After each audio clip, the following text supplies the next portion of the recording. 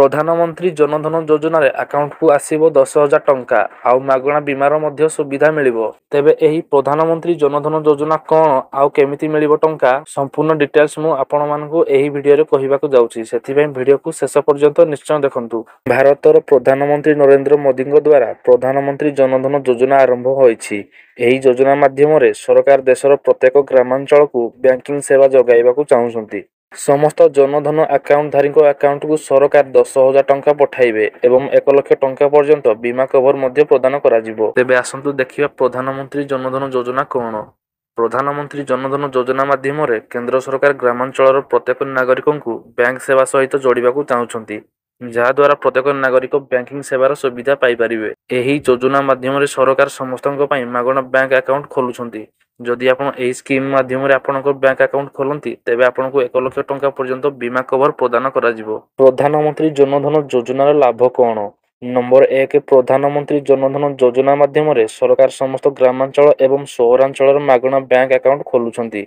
Number 2, ଏହି ଯୋଜନା ଅଧୀନରେ ସରକାର ବ୍ୟାଙ୍କ ଆକାଉଣ୍ଟ ଖୋଲୁଥିବା ହିତାଧିକାରୀଙ୍କୁ 1 ଲକ୍ଷ ଟଙ୍କା ପର୍ଯ୍ୟନ୍ତ ବୀମା ପ୍ରଦାନ କରୁଛନ୍ତି।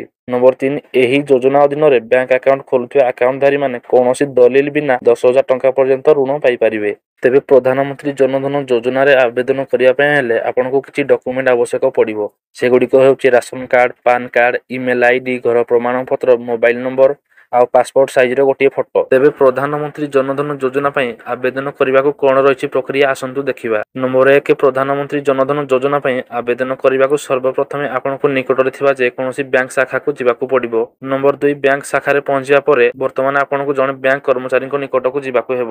ନମ୍ବର 3, ବ୍ୟାଙ୍କ କର୍ମଚାରୀଙ୍କ ନିକଟକୁ ଯିବା ପରେ ବର୍ତ୍ତମାନ ଆପଣଙ୍କୁ ଏହି ଜନଧନ ଯୋଜନାର ଆବେଦନ ଫର୍ମ ନେବାକୁ ପଡ଼ିବ। ତାପରେ ନମ୍ବର 4ରେ ଏହି ଜନଧନ ଯୋଜନାର ଆବେଦନ ଫର୍ମ ପାଇବା ପରେ ଏଥିରେ ପଚରାଯାଇଥିବା ସମସ୍ତ ତଥ୍ୟ ପୂରଣ କରିବାକୁ ହେବ।